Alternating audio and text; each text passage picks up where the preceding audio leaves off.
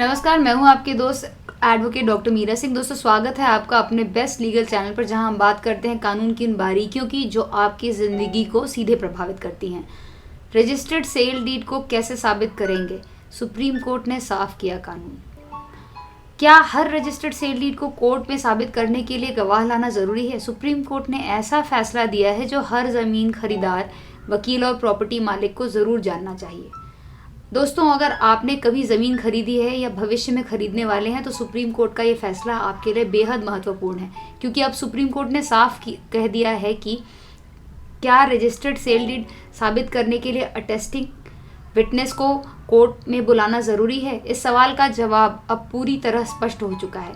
दरअसल एक ज़मीन को लेकर विवाद सुप्रीम कोर्ट तक पहुंचा। दोनों पक्ष अपनी अपनी सेल डीड के आधार पर मालिकाना हक यानी टाइटल का दावा कर रहे थे। मामला आखिरकार इस सवाल पर आ गया कि क्या section 68 of the Indian evidence act के तहत सेल डीड को साबित करने के लिए अटेस्टिंग विटनेस की गवाही ज़रूरी है। सुप्रीम कोर्ट ने कहा नहीं, बिल्कुल नहीं। कोर्ट ने स्पष्ट किया कि सेक्शन 68 केवल उन्हीं दस्तावेजों को लागू होता है जिन्हें कानून द्वारा अटेस्टेशन अनिवार्य बनाया गया है। यही इस फैसले का सबसे बड़ा कानूनी सिद्धांत है। अब आसान भाषा में समझिए, हर दस्तावेज पर गवाह के हस्ताक्षर हो सकते हैं, लेकिन हर दस्तावेज के लिए कानून ये नहीं कहता कि गवाह होना अनिवार्य है। यही फर्क समझना बहुत ज़रूरी है। उदाहरण के लिए gift deed, mortgage deed, settlement deed और सबसे महत्वपूर्ण विल यानी वसीयत, इन दस्तावेजों के लिए कानून में कंपलसरी अटेस्टेशन की व्यवस्था है।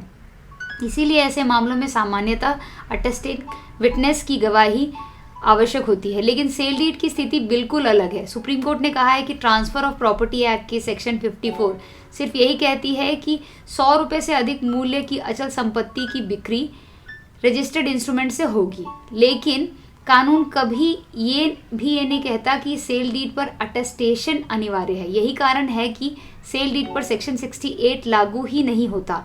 कोर्ट ने यह भी कहा है कि हाई कोर्ट ने एक गंभीर कानूनी गलती कर दी थी। उसने सेक्शन 68 के प्रोविजो को इस तरह पढ़ लिया जैसे वह हर रजिस्टर्ड डॉक्यूमेंट पर लागू होता है, लेकिन सुप्रीम कोर्ट ने कहा कोई भी प्रोविजो अपने मुख्य प्रावधान से बड़ा नहीं हो सकता। यानी यदि मुख्य सेक्शन लागू ही नहीं होता तो उसका प्रोविजो भी लागू नहीं होगा। यही है स्टैट्यूटरी इंटरप्रिटेशन का मूल सिद्धांत।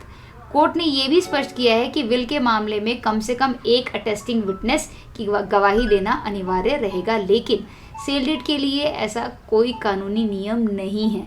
दोस्तों, इस फैसले से प्रॉपर्टी लिटिगेशन में चल रहा एक बहुत बड़ा भ्रम समाप्त हो गया है।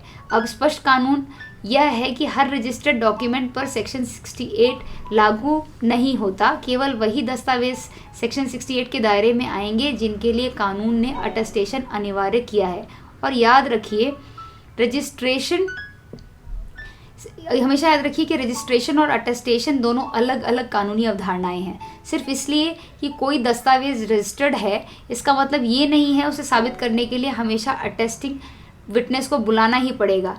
यही सुप्रीम कोर्ट का ऐतिहासिक फैसला है जो आने वाले समय में हज़ारों प्रॉपर्टी डिस्प्यूट्स को प्रभावित करेगा। जो अच्छी लगी तो लाइक करो, शेयर करो और अपने परिवार और दोस्तों के साथ, और चैनल को सब्सक्राइब करके बेल आइकन दबा दो ताकि अगला लेटेस्ट जजमेंट मिस ना हो। मिलते हैं अगले वीडियो में। हमेशा अपने आप को सुरक्षित रखो, कानून को समझो और मुश्किलों से बचो। जय हिंद।